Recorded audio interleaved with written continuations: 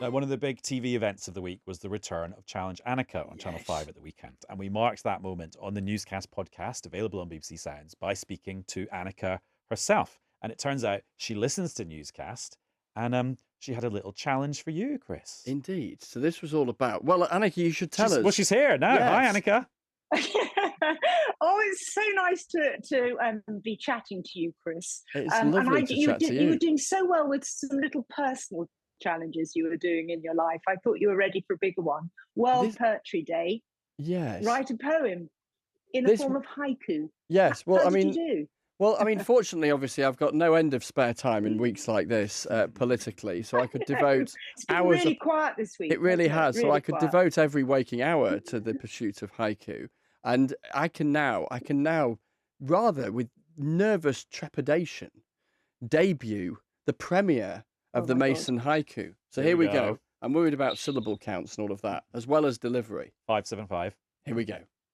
A week of blonde men. Boris's party's back on air. Trump arrest? How fair? I can't clap because it'll be knock the microphone, but bravo. Yeah. Is that it? Annika, you know how long a haiku yes, is? Haiku is very short. Yeah, no, I was settling in. I have got a small glass of something just out of shot. And I was settling in. I forgot the haiku was just... Can you say it again, Chris? Yeah, go on. Here we go. I Second really time. listen. Yes, it deserves a I was second just getting outing, as I'm into sure. it. Yeah, Yeah, I'm sure it what you were does. about to It say. Yeah, here we go. Here we go. Yeah. Is that Yeah. it? Honestly. Yeah. Sorry. Here we go. It's not such a big challenge as I thought now. Now I'm thinking about it. It's hard writing haiku, Annika. It was. I know it's not should've building said an animal sonnet sanctuary in form. 24 hours, Honestly, but... yeah. When I was awake at 3:30 this morning penning these words, it felt like one heck of a challenge. A week of blonde men. Boris's party's back on air. Trump arrest? How fair? Oh, it's beautiful, Chris. Oh, thank you, Annika. That's what I was. That's what I was hoping for. I think Thank you. I'm disappointed now. I didn't say it in the form of the rhyme of the Ancient Mariner, so it could have gone on for pages. Because I think you've got real skill there. An epic. Oh, thank you. Now, Annika, I was going to ask if you were out on I was going to ask if you were out on a challenge right now, but you just said you're having a glass of wine, which makes me think you're not. Well, I am. Today has been very challenging because I've been painting with Maggie Hambling, our greatest living painter, all day, and then I've come on now to a club where I've met up with Ronnie Wood, who's a friend through painting. We met because he just got in touch with me and said, I really like your line drawings. Let's meet up. Next thing I know, I'm backstage in Paris on tour with him. Anyway, he's playing tonight a gig. And the other lovely thing is, I tell you, my life is like going down a rabbit hole. 30 years ago, we did a lovely challenge for a charity called Aspire, which is a spinal injury charity. And he's singing tonight to raise money. How lovely is that as a full circle vibe? Oh, that's fantastic. Wow, two TV legends, you and Annika Rice. Tell you what, that's my poetry days coming and going in one go. I think that's it. High point and low point all in one. That's it. Right, let's have a fully prose-based episode of Newscast. Newscast from the BBC.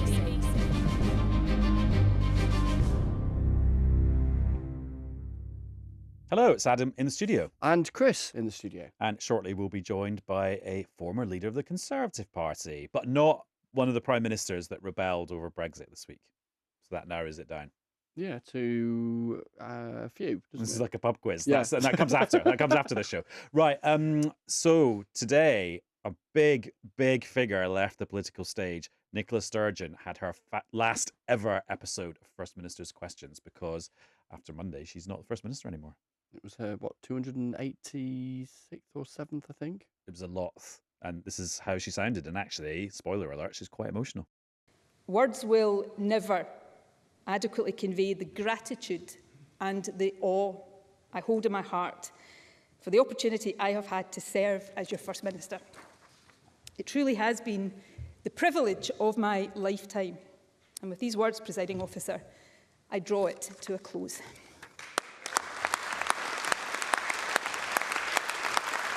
And yeah, then the other party leaders just dived in with loads of party political points, like a classic First Minister's Questions. But I suppose Nicola Sturgeon's immediate political legacy is quite a lot of chaos in her party as they pick a successor. Yeah, so we'll hear who the new First Minister is going to be on Monday. And yeah, I mean, I think the extraordinary thing, I mean, firstly, the very human moment for Nicola Sturgeon there, to have reached the pinnacle of her trade, I suppose. I know she hasn't delivered the very thing she'd have loved to, which is Scottish independence, but to have done the job that she has done for so long, but to have done it in a way, her and her husband as the chief executive of the party, where there was this, if you like, discipline, and you would see it. You would see a discipline in the SNP with her as leader, Peter Murrell as the chief executive, where you didn't get the outbreaks of kind of argument in public that you would within the Conservative Party or the Labour Party. Then she announces she's going, and suddenly you see the sort of edifice of that discipline breaking down. And you do wonder what that'll mean for the new First Minister. Is that kind of a more pluralistic spirit that some might see as a good thing? Or does it kind of look dysfunctional, as SNP people have been acknowledging over the last few weeks it kind of has been, with this row over the who gets to vote and the size of the party membership and all the rest of it. And it's the day after Boris Johnson gave more than 3 hours of evidence to the Privileges Committee, who are deciding whether he misled Parliament in his various statements about Partygate over the years. I'm quite surprised on the one hand that it's disappeared from the headlines so quickly, but actually then when I think about it rationally, it's like, well, it was just part of a process and we've still got to wait a few months for the actual outcome. Yeah, so I reckon it's going to be late spring, early summer before we get that outcome. Privileges Committee trying to work out, did he inadvertently mislead Parliament? Did he recklessly mislead Parliament? Or did he intentionally mislead Parliament? Proving intent really hard, because you're going to get us into someone's head, unless there's some sort of email that says, I'm going to go to Parliament at lunchtime today and tell them a load of nonsense, which there doesn't seem to be, at least not that the committee's got. So they are going to go away, might get a bit more evidence yet, work out what they can conclude and agree on. They don't have to agree, but it kind of helps their case if they come to a unanimous conclusion. I think the interesting thing is, can they agree and, as they would see it, prove that he recklessly misled Parliament? And that's the most dangerous political charge that stands a reasonable chance of being able to be thrown around Boris Johnson's neck. He would vehemently deny that he did do that. Is that what the committee comes to a conclusion on? And then, crucially, does Parliament endorse that sanction, or whatever sanction they attach to that? And at lunchtime, the Bank of England put interest rates up to 4.25%, which is a lot higher than the nearly 0% that they were for very many years. So that gives us lots of interesting things to talk to the former leader of the Conservative Party, Sir Iain Duncan Smith, who's here. Hello. Hi. I know you really want to talk about TikTok, which yes, might surprise people for your demographic, that you're big into TikTok. Talk about it, not on it. Yeah, exactly. You're not looking at like dancing cats, but we'll come on to that in a minute. So you didn't watch the 3.5 hours of Boris Johnson at the committee? Did you have something better to do? Something better to watch? The funny thing, I didn't actually, because I watched bits. I had little bits where I'd walk into somebody else's office and they'd have it on. I watched for about 3 or 4 minutes and left. I just had lots on yesterday, doing things, talking to people, various meetings, and it didn't occur to me that I should cancel any of them to go and sit in an office and watch it. A bit like watching paint dry, really, I think. But less exciting. Well, let's see when we watch a little bit of it, just to remind people what some of it was about. This is Bernard Jenkin, the Conservative MP, asking Boris Johnson about how the COVID rules were followed, or sort of followed, in Downing Street. We know that the gathering attracted fixed penalty notices. So, in fact, the police have judged that it broke the rules. Why did you think it was within the rules? I thought it was essential for work purposes, or at least reasonably necessary for work purposes, because for the reason I've given Sir Bernard, that November the 13th was a day in which 2 senior officials, senior advisors in government, had left their jobs in very, very difficult and challenging circumstances. And it was necessary to steady the ship. It was necessary to show that there was no rancour, that the business of the government was being carried on. That's what we had to do. That's what I had to do. I wonder what you make, Srin, of the spectacle of it, from what you've heard and seen, and Boris Johnson's defence. Well, I wasn't. From what I understand and what I've read and the little bits that I saw and talking to colleagues, I don't think anybody discovered some answer that wasn't already pretty much there. That his defence was exactly probably what you would have expected, except longer. And those questioning him were trying to score a point, as far as I can make out. Now, whether you believe he was guilty of something or not guilty, or deliberately misleading the House or something, is another matter. But I did I did think it, for it to lasted that long, was pretty torturous, really. And, what are they doing? Originally in Erskine May, for many of your listeners and watchers, parliamentary kind of rule book, it did actually say that the charge is always knowingly. Well, the committee dropped that and tried for a wider bracket of charges, which was not actually, hasn't gone through the House of Commons to be agreed on. It was always that the thing is, did you do it knowingly? If you did it knowingly, that's an offence. If you did it misadvertently and you come back and you apologise or correct or whatever the note is, I was a minister, sometimes you gave out evidence, then you went back and they said, no, you got the figures wrong, and you then corrected the record, or you went back and apologised as necessary, which is normal practice. So I just kind of thought this was done to make this more intrusive and longer term. And people make their own minds up about it at the end of the day, but I don't know what we discovered from this that was new or anything else. Let's talk about TikTok. You mentioned it a few minutes ago. We've seen today Parliament say that it's going to ban TikTok, and people won't even be able to access it on a personal device if they're using parliamentary Wi-Fi. We saw the government, was it last week, relatively recently, saying it shouldn't be on government devices either. You're a long-time sceptic as far as China is concerned, sanctioned by Beijing. Indeed, I am. And we've seen this colossal And my shift. family. And your family. And we've seen this colossal shift, haven't we, in UK foreign policy attitudes towards China in just the last 7 or 8 years, from David Cameron and the Chinese president having a pint in a pub in Oxfordshire to a more sceptical outlook now, but perhaps not as sceptical as you'd like to see. What do you make of this TikTok ban? I've been campaigning on TikTok for some time. And, of course, in China there is a national security law that mandates every company, individuals too, that when required must pass all data they have over to the intelligence services. Peradventure, you'll be arrested if you don't do it. And the reality about this is ByteDance, which owns TikTok, is locked heavily to lots of suppliers inside China who also pass their data over regularly. So the real issue is TikTok is a data harvester, but with an ability to be able to use that data for malicious intent via a foreign government. And at last, America's ahead of us on this one, and lots of other countries have acted earlier, but the British government's finally decided it should be banned from their telephones. But I've argued, and I'm pleased that Parliament has acted so swiftly, but I've argued that individual ministers should have it off their private telephones, because they have their telephones in their offices, they use them, they talk to each other on them the whole time, often about government business. We say, well, they shouldn't be doing that. It's just the same then, isn't it, really, arguably? Well, it's exactly my point. So if you're going to ban it from a government telephone, ban it from the minister's telephone while they're a minister. And just to give TikTok a right to reply, as they're not here to defend themselves, they insist that they do not share data with Chinese officials. There's a bigger picture question here, Iain, which is where does it leave our relationship with China?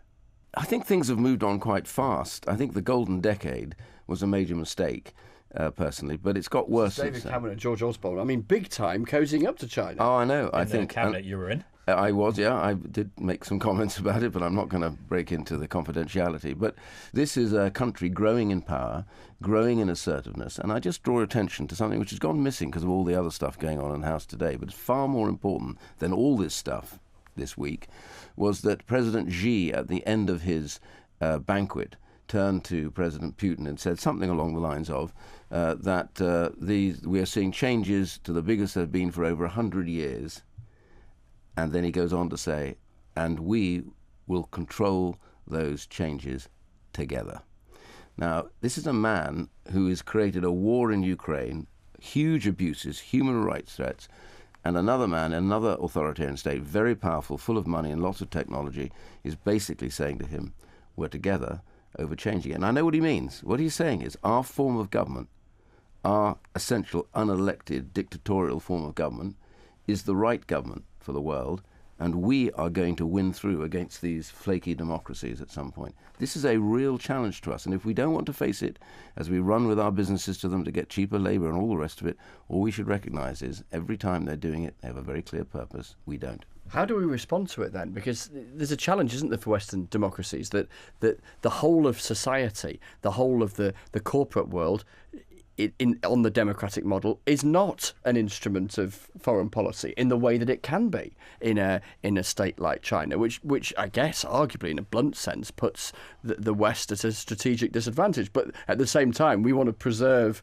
Western governments, Western nations want to preserve the very essence of what the democratic model is all about. So how does the West face up to China? Well, I think it's hugely about recognising the nature of the scale of the threat that we've built up. I mean, British businesses and German businesses, American businesses, all rushed to China in that last 20 years, all done business with China. President Xi has changed the terms of the games on arrival. He's decided that that is going to be on their terms. So this idea of moving to democracy or freedoms or freedom of expression has all been stopped. It's been reversed completely, taken over Hong Kong.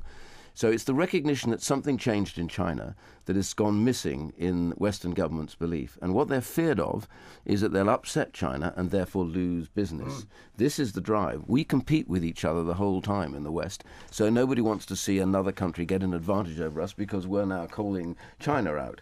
And I think the point is we've just got to sit down and thrash this out together, because what is at risk, I genuinely believe it, I hope I'm not scaremongering, is the very way we live our lives, the things that we take for granted, the freedoms, the debates that we've had in the House of Commons. These things have been hard fought for, but for President Xi, he thinks they're a 200-year aberration, and the natural form of government for the world is his form of government. And that is the challenge. Now, we saw it before. It took us ages, and finally we stumbled into it in the 1930s and recognized it was a terrible threat, but it cost 60 million lives to put that one right. We faced it during the Cold War, but the lesson we had learned is you have to be strong in the face of authoritarianism. And at the end of the day, that collapsed in front of us. But then we made this great thing that thought, well, we've won now. There'll never be another problem. Not true.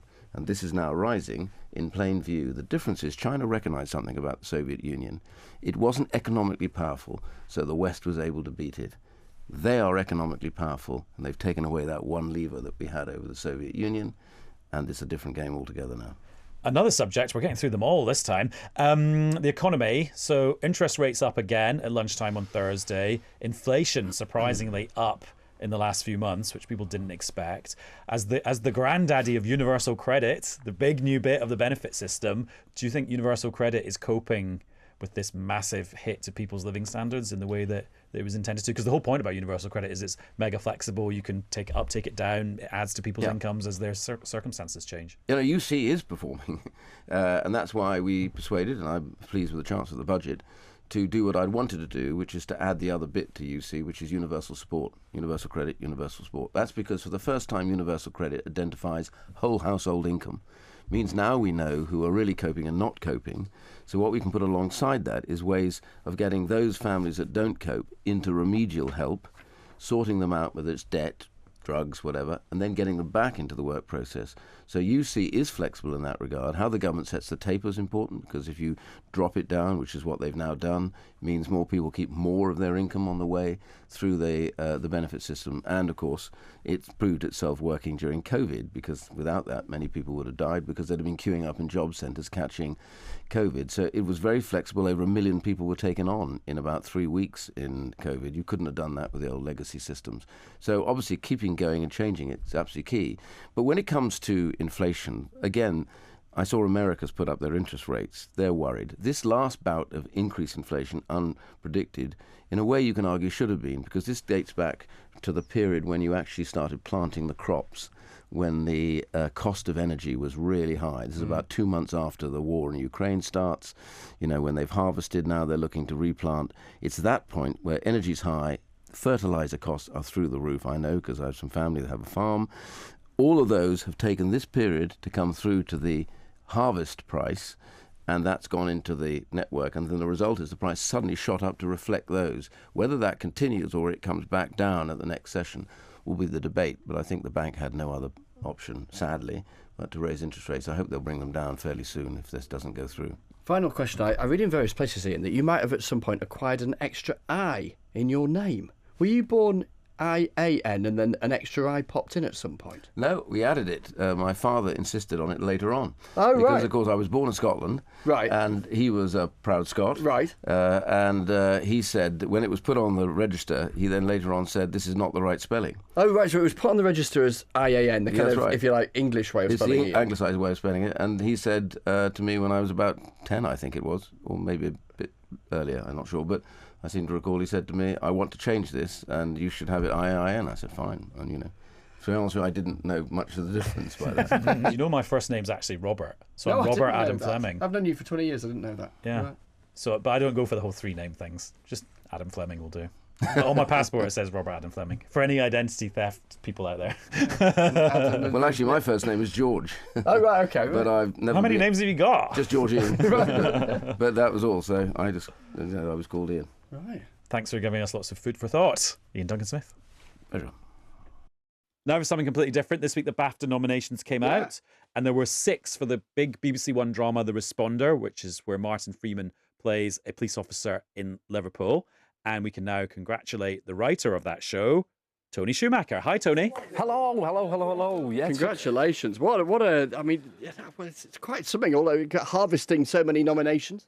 It's incredible. It's so exciting. It's amazing. I mean, obviously, I'm totally conscious that we're not going to win anything, but that's all right. You know what I mean? I set myself out like to just make this television show, and 6 nominations for the BAFTAs is just beyond anything that I was imagining, so it's incredible. Well, for the 8 people in the country who didn't see it when it was on, it's available on iPlayer. Here's a little taste. Do you want to be a good Bobby? He's a mess. It's important work.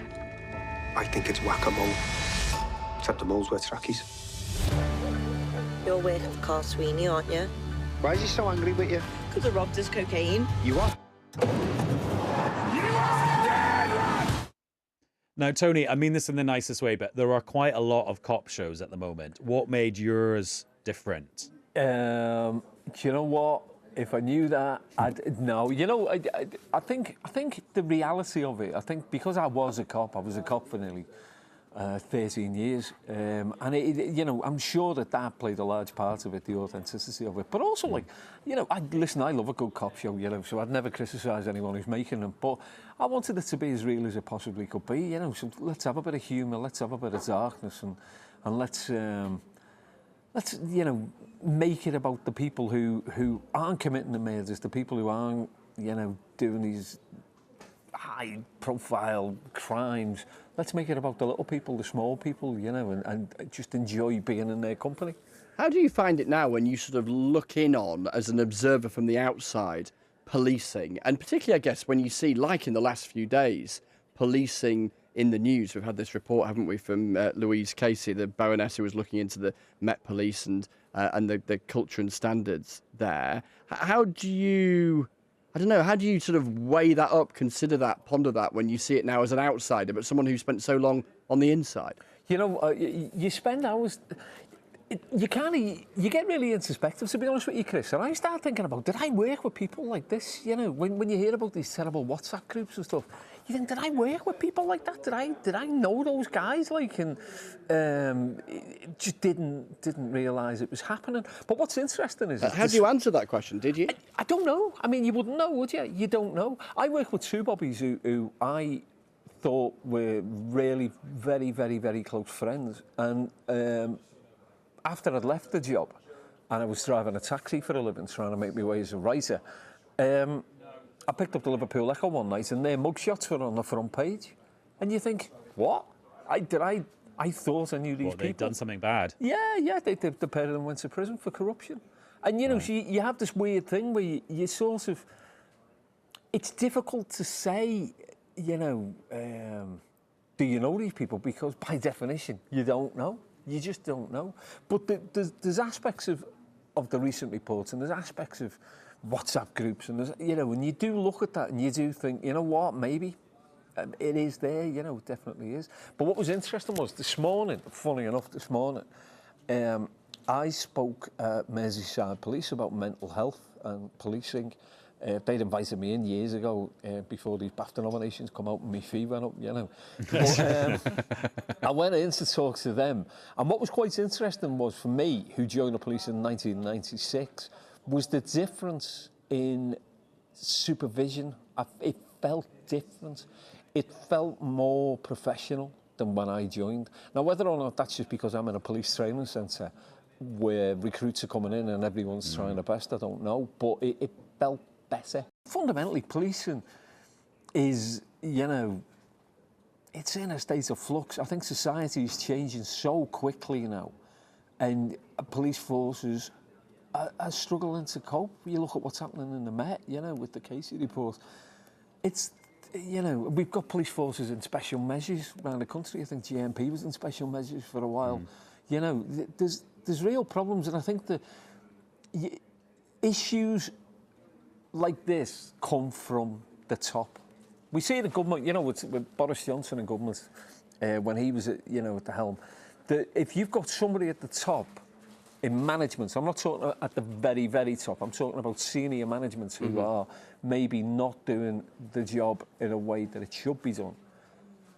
People will let their own standards slide, you know. And if the barrel's rotten, you're going to get more bad apples. There's no getting away from it. If the barrel's wet and rotten, your apples inside are going to get rotten. And when you go to the BAFTA ceremony, do you think actually it'll just be a bunch of posh people because actually the industry is dominated by people from wealthy backgrounds? I would say that it won't be a bunch of posh people, but it'll be a bunch of people upper middle class people who mean well and want to do good things in the industry. But there's no getting away from it. Outside of actors, there won't be many working class people there. You know, I've been to meetings sometimes where I've felt like a novelty almost. I've felt like a novelty. That I'm in a room and people have like kind of come in to watch the working class guy jump up and down and shout, you know. I mean, I've got to tell you now, lads, this is my telephone voice. You know what I mean? When I'm on one, like, you wouldn't get a word out of me. You would not understand the word I'm saying. It's really frustrating. I said to one of the guys the other week, I don't think I've worked with so many people in my life called Toby. In fact, outside of television, I don't know anyone called Toby. If you call Toby where I am, you're a dog. You know, it's a strange thing like that.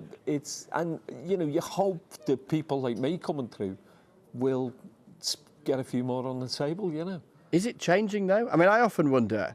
I mean, I'm a kind of middle class kid from North Yorkshire, but I don't. From Yorkshire, Chris. But I don't think somebody who sounds like I do would have been BBC political editor a generation ago.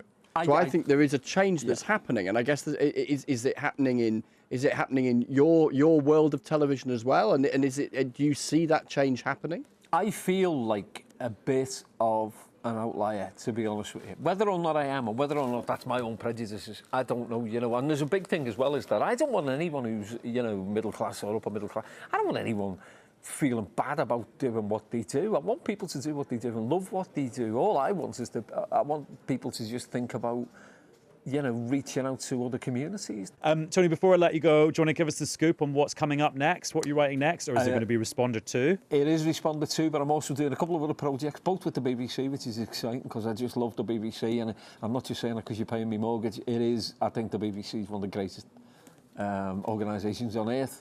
Well, from a BBC One programme that hasn't been nominated for any BAFTAs. Thank you to somebody who's worked on a BBC One programme that gets millions of viewers and loads of BAFTA nominations. Thanks, Tony. Thank you. Thanks, lads. Nice to chat. Cheers, Tony. Cheers. And you know what, Chris? There will be a sequel to this episode of Newscast available, as always, on BBC Sounds very soon. Seamlessly done. You're not giving me any awards for that link, are you? I'm not for best linking screenplay, also available as a podcast. Anyway, thanks for spending time with us. We'll be back very soon. Bye. Bye-bye. Newscast from the BBC.